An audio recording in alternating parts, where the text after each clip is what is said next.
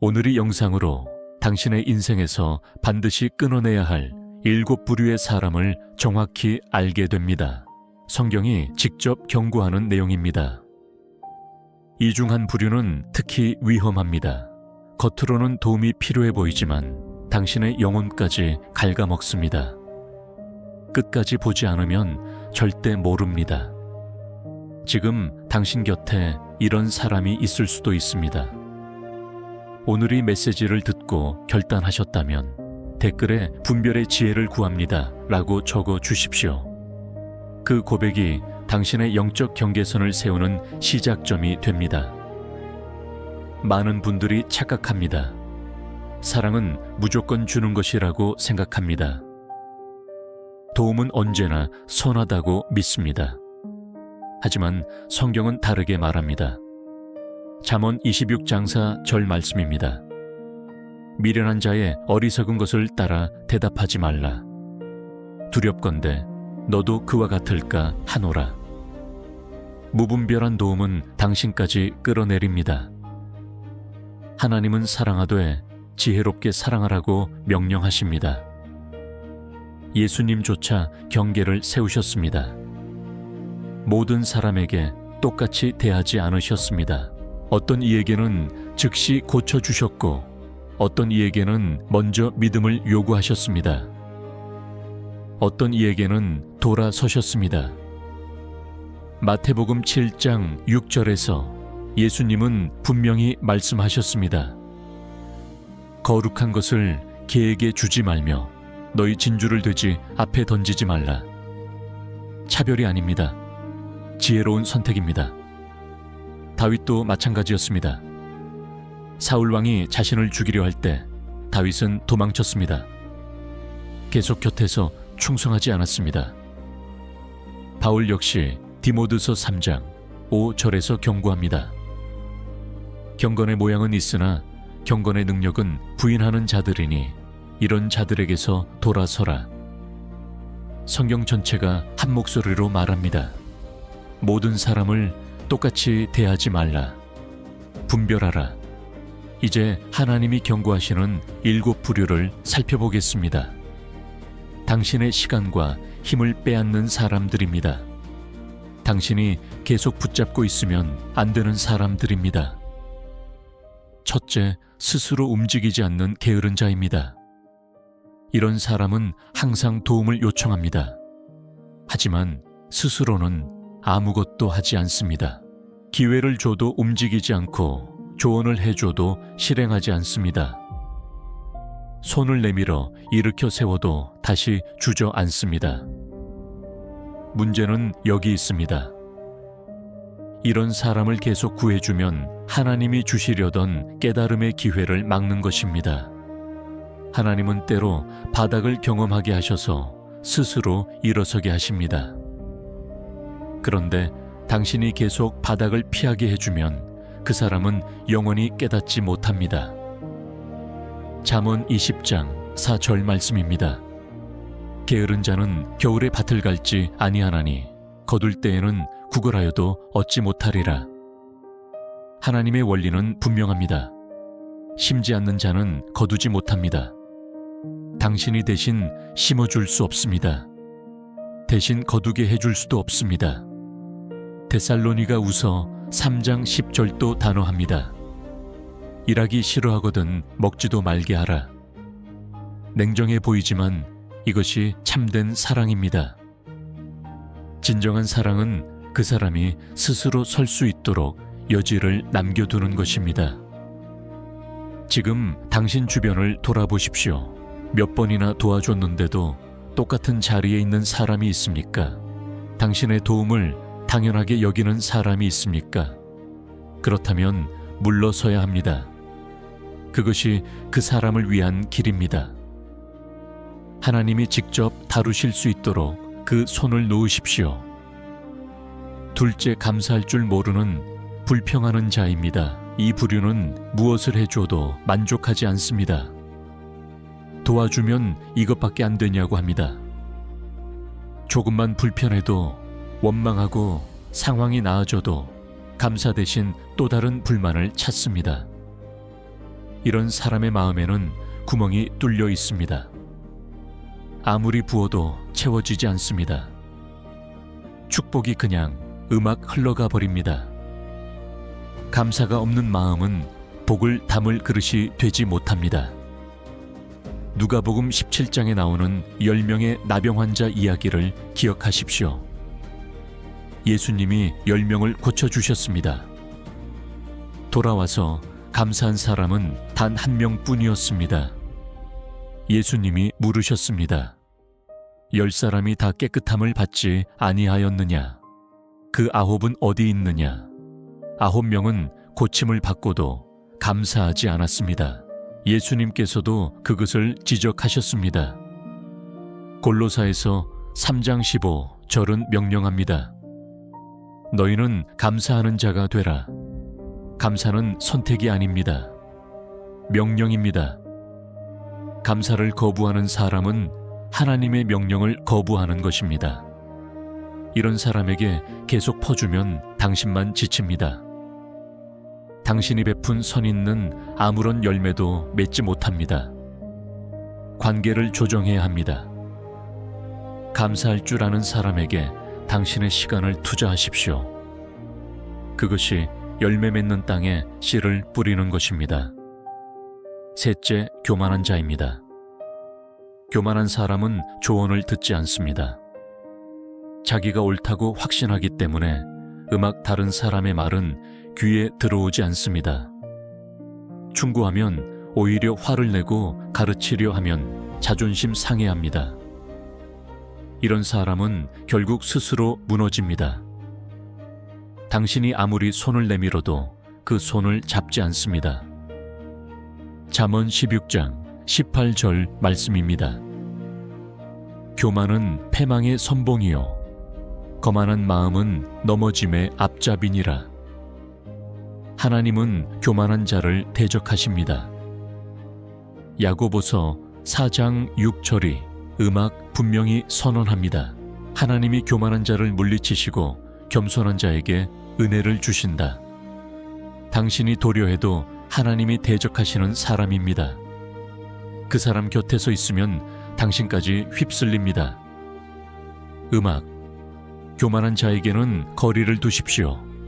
충고할수록 관계만 악화됩니다. 그 사람이 넘어지고 깨질 때까지 기다려야 합니다. 바닥을 쳐야 비로소 하늘을 올려다봅니다. 당신이 계속 붙잡고 있으면 그 깨달음의 때가 늦춰집니다. 손을 거두고 기도하십시오. 하나님이 직접 낮추실 것입니다. 넷째, 회개 없이 죄를 즐기는 악한 자입니다. 이 부류는 위험합니다. 죄인 줄 알면서도 돌이키지 않습니다. 오히려 죄 가운데 머무르기를 선택하고 거기서 쾌락을 얻습니다. 이런 사람을 도우면 어떻게 됩니까? 당신의 도움이 죄를 더 쉽게 만들어줍니다.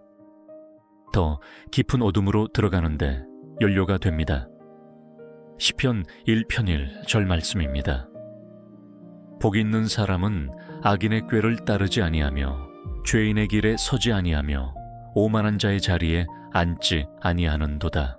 악인과 함께서 있지 말라고 하십니다. 고린도전서 5장 11절은 더 강하게 말합니다. 악한 자를 너희 중에서 내어 쫓으라. 이것은 성경의 명령입니다. 음악, 당신이 선한 의도로 도와도 상관없습니다. 회개하지 않는 사람에게는 어떤 도움도 변화를 일으키지 못합니다. 오히려 당신의 마음만 소진됩니다. 그 사람의 죄에 당신까지 연루될 수 있습니다. 경계선을 분명히 세우십시오. 회개의 열매가 보일 때까지 발을 빼야 합니다. 하나님의 심판이 임할 자리에 당신이 방패막이가 되어서는 안 됩니다. 다섯째 같은 실수를 반복하면서 지혜를 거절하는 어리석은 자입니다. 이 사람은 악한 것이 음악 아닙니다. 하지만 배우지 않습니다. 똑같은 구덩이에 계속 빠지고 조언해도 듣지 않습니다. 경고해도 무시합니다. 그리고 다시 같은 문제로 찾아옵니다. 처음에는 도와줄 수 있습니다. 두 번째도 이해할 수 있습니다. 하지만 3번, 4번, 10번이 되면 문제는 상황이 아니라 그 사람입니다. 잠언 26장 11절 말씀입니다. 개가 그 토한 것을 다시 먹는 것 같이 미련한 자는 그 미련한 것을 거듭하느니라. 충격적인 비유입니다. 하지만 성경이 이렇게까지 표현하되는 이유가 있습니다. 음악 배우지 않는 것은 동물의 수준이라는 것입니다. 잠언 9장 8절도 경고합니다. 거만한 자를 책망하지 말라. 그가 너를 미워할까 두려우니라. 어리석은 자에게 계속 조언하면 어떻게 됩니까? 당신을 원망합니다. 오히려 관계가 틀어집니다. 그리고 당신의 시간과 지혜가 헛되이 낭비됩니다. 관여를 줄이십시오. 그 사람이 스스로 배울 때까지 기다리는 것이 낫습니다. 당신의 지혜는 받을 준비가 된 사람에게 주어야 합니다. 6째, 거짓과 조종으로 다가오는 속이는 자입니다. 이 부류는 가장 교묘합니다. 겉으로는 도움이 필요해 보이고 불쌍해 보입니다. 진심으로 변하고 싶어 하는 것처럼 말합니다. 하지만 속은 다릅니다. 당신을 이용하려고 접근하고 원하는 것을 얻으면 사라집니다. 또는 더 많은 것을 요구합니다. 거짓말로 동정심을 유발하고 조종으로 죄책감을 심습니다. 잠언 26장 25절 말씀입니다. 그 말이 좋을지라도 믿지 말라. 그 마음에 7가지 가증한 것이 있느니라. 말을 곱게 한다고 믿으면 안 됩니다. 속에 무엇이 있는지 분별해야 합니다. 예레미야 17장 9절도 선언합니다. 만물보다 거짓되고 심히 부패한 것은 마음이라 속이는 자에게 도움은 함정이 됩니다. 당신이 도울수록 더 깊이 이용당합니다. 빠져나오기 어려워집니다. 단호하게 끊어야 합니다. 동정심에 휘둘리면 안 됩니다. 그 사람의 눈물이 진짜인지 연기인지 분별해야 합니다. 열매를 보십시오.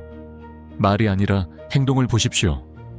일관되게 거짓된 패턴이 보이면 차단해야 합니다. 7째, 듣고도 돌이키지 않는 완고한 자입니다. 마지막 부류입니다. 이 사람은 압니다. 무엇이 옳은지 알고 있고 말씀도 들었습니다. 진리를 알고 있으면서도 돌이키지 않습니다. 목을 뻣뻣하게 하고 하나님의 음성을 듣고도 귀를 막습니다. 무지가 아닙니다. 고의적인 선택이고 의도적인 거부입니다.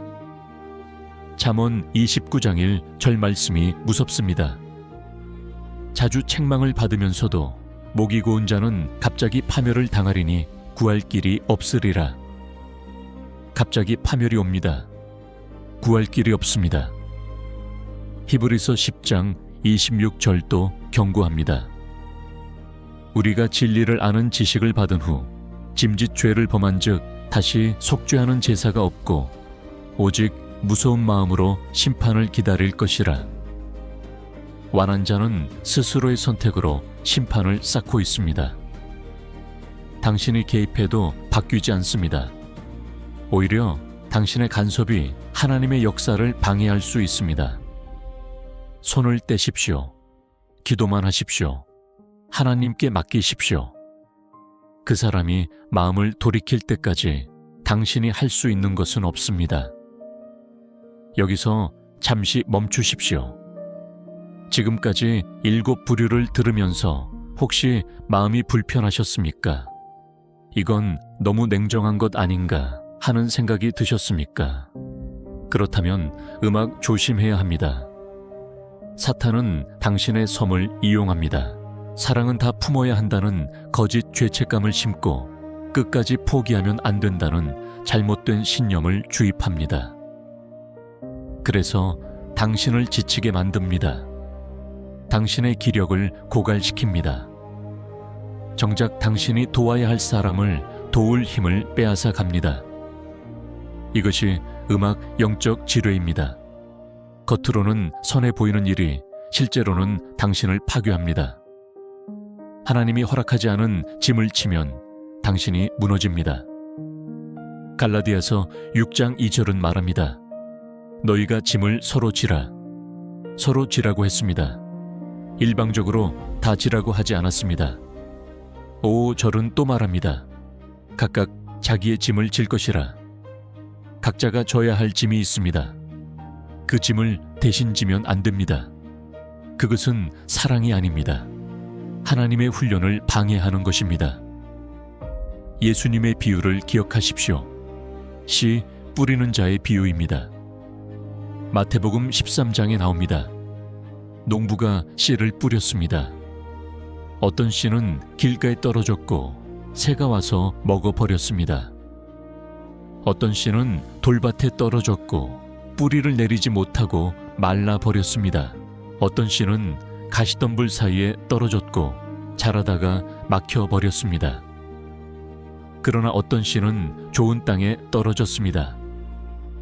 30배, 60배, 100배의 열매를 맺었습니다. 여기서 중요한 질문이 있습니다. 농부가 길가에 떨어진 씨를 다시 음악 주어서 심었습니까? 돌밭을 파헤쳐서 억지로 뿌리를 내리게 했습니까? 가시덤불을 일일이 베어가며 씨를 키웠습니까? 아닙니다. 농부는 좋은 땅에 집중했습니다.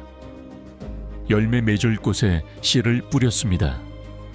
이것이 지혜입니다. 당신의 시간은 한정되어 있습니다. 당신의 에너지는 무한하지 않습니다. 하나님은 당신에게 모든 사람을 구하라고 하지 않으셨습니다. 좋은 땅을 분별하라고 하셨습니다. 변화할 준비가 된 사람에게 투자하라고 하셨습니다.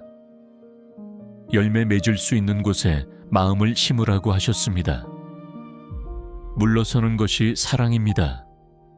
때로는 손을 놓는 것이 더 큰 사랑입니다. 당신이 붙잡고 있으면 하나님이 역사하실 공간이 없습니다. 내려놓으십시오. 하나님께 맡기십시오. 그분이 그들을 다루실 것입니다. 당신보다 훨씬 더 잘 다루십니다. 당신이 할 수 없는 방식으로 그들의 마음을 변화시키실 수 있습니다. 지금 이 순간 당신의 마음속에 떠오르는 사람이 있습니까? 몇 년째 붙잡고 있는 사람이 있습니까? 도와줘도 변하지 않는 사람, 당신을 지치게 만드는 관계가 있습니까? 하나님께 여쭤보십시오. 이 사람을 계속 붙잡고 있어야 합니까? 아니면 주님께 맡겨야 합니까? 성령님이 답을 주실 것입니다. 마음에 평안이 오면 계속 함께 하십시오. 그러나 계속 무거운 짐처럼 느껴진다면 그것은 하나님이 허락하지 않은 짐일 수 있습니다. 분별은 하나님의 선물입니다. 고린도전서 12장 10절에서 분별은 성령의 은사 중 하나로 언급됩니다. 당신에게도 이 분별력이 필요합니다. 지금 간절히 구하십시오. 함께 기도하겠습니다. 천천히 따라 읽으십시오. 마음을 담아 선포하십시오. 하나님 아버지, 오늘이 말씀 앞에 섰습니다. 그동안 지혜 없이 도우려 했던 것을 고백합니다. 선한 의도였지만 분별 없이 행동했습니다. 제가 져야 할 짐이 아닌 것까지 짊어지 하나님이 주시지 않은 책임까지 떠내려 했습니다. 이제 내려놓습니다. 제 능력으로 바꿀 수 없는 사람들을 주님께 맡깁니다. 하나님 제게 분별의 지혜를 주십시오. 도와야 할 사람과 물러서야 할 사람을 구별하게 하십시오. 사랑하되 지혜롭게 사랑하게 하십시오. 좋은 땅을 알아보는 눈을 주십시오. 열매 맺을 곳에 제 시간과 마음을 심게 하십시오. 오늘부터 새로운 경계선을 세웁니다. 성령님이 인도하시는 대로 관계를 정리하겠습니다. 하나님이 기뻐하시는 방식으로 사랑하겠습니다. 예수님의 이름으로 기도합니다. 선포합니다. 따라하십시오. 나는 하나님의 자녀입니다. 나는 지혜롭게 사랑합니다. 나는 분별력으로 관계를 세웁니다. 나는 좋은 땅에 씨를 뿌립니다. 나는 하나님이 주시지 않은 짐을 내려놓습니다. 나는 변화할 준비가 된 사람들과 동행합니다. 나의 시간과 삶은 하나님의 것입니다. 나는 그것을 지혜롭게 사용합니다. 하나님이 나를 통해 열매 맺게 하실 것입니다.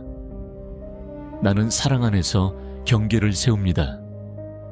이것이 하나님의 방식입니다. 예수님의 이름으로 선포합니다.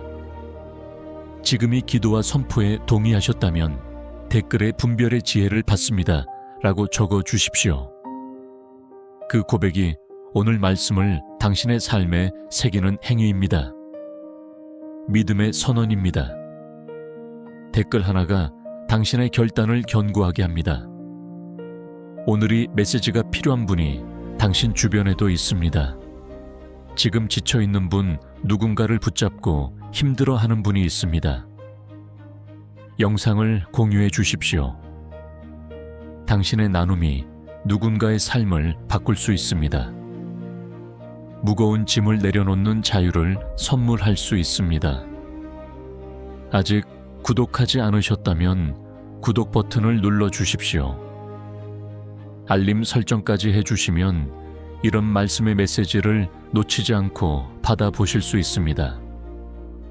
함께 말씀 안에서 성장하는 공동체가 되기를 원합니다. 하나님은 여러분을 사랑하십니다. 지혜롭게 사랑하는 당신을 더욱 사랑하십니다. 분별 있는 하루 되십시오. 다음 영상에서 다시 만나겠습니다.